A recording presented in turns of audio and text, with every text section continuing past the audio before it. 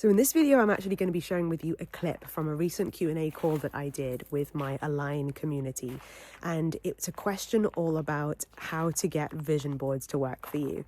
So if you want to create a vision board for your upcoming year, I think you'll find this clip extremely helpful. And by the way, I'm also going to be hosting a live vision board workshop very soon. So if you're watching this before January the 8th, 2025, I will put the details in the description and in the comments below so that you can join us. We have a question from Zoe. Hi, Zoe.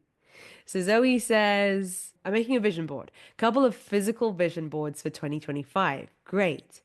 How do you let go of the perfectionism? Like, oh, that person in the photo doesn't look exactly like me, so it won't happen. And how do you know if something is going to cause too much resistance? If it's something you've never managed to manifest, but should be realistic for someone like you, how do you know if it's going to cause too much resistance? Also, should you only put things on there where you're totally in control of? And then she finished off by saying, by the way, most of the things I put on my vision board we did in January came true. Some of them only recently. Oh my goodness. Oh, that's the best news. Congratulations, Zoe. That's so exciting. So, before I answer this question, you're more of a pro than you might think you are at this anyway. So I think you're pretty good at it already then, clearly. But now to answer the question. If I think about the images that I put on my 2024 vision board, and you know, some of them were photos that other people took of their own life, and it's a moment in their life. But when I look at the vision board, I see it as a representation of a moment in my life that I'm excited to experience. So maybe it's also sometimes like you're looking at the photo and it's okay that your brain obviously knows somebody else took that photo. But to me, when I look at that photo, it represents this image that I have in my head of the excitement of like, yeah, I can go and do that. There's a photo that somebody took in that location, and I'm excited to go to my version of that location and to create my own image of it. So that's kind of like what allowed me to overcome that obvious rejection sometimes that our brain does when it looks at an image and goes, well, that's somebody else took that. There's one picture on my vision board where there's these two women and they were kind of covering their faces, which also I chose because it made it easier for my brain to not. I feel like when you see the facial features of someone else, sometimes it can cause you to really kind of see it as another person, whereas they were kind of doing this with their faces and stuff. So it felt more kind of symbolic than literally someone else. And it was like they were at a bar that was on the water or like next to the water, and there were some lights glowing. And I don't know where in the world that photo was taken, but in my mind, it represented the sea near where I live now. There's a strip of bars that are right against the ocean. And when I saw that photo, I thought, yeah, I want to have more girls' nights in this new town where I live. I want to, number one, make new good friends. In fact, I've already met a girl who's blonde, so maybe it kind of represents her, but I'm not attached to whether it's her or whether it's someone else.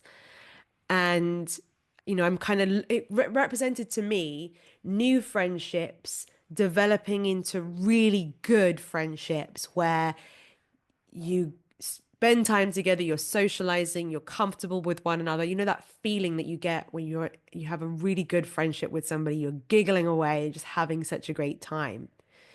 So yes, even though it was a photo of other people, the image always just makes me think about, I can't wait for that to happen. And that's going to happen. And there's going to be a day when I'm there with my girls and we get a photo taken and it's going to be kind of similar to that photo. That was sort of the way that I connect those images on my vision board to my actual life. A couple of months ago, it happened as well. I think this year has almost been about having images on my vision board that I can't wait to recreate myself. Just imagine that there's a version of that photo that hasn't been taken yet that you're going to create. You're going to make that moment happen. If it's something you've never managed to manifest, but should be realistic for someone like you, should that go on there? I would say yes. I would say if there's enough of your mind that feels like, in theory, that can happen for me, even if it's never happened before, even if some doubts creep in sometimes, yeah, absolutely. You can include that. And again, allow the image that you choose to remind you that that's technically available to me. And that's my focus. And that's something that I want and I want to call in. Definitely, there were things on my vision board that I had never manifested before. There's even a couple of things on the vision board that still haven't manifested yet, and I've never manifested them before.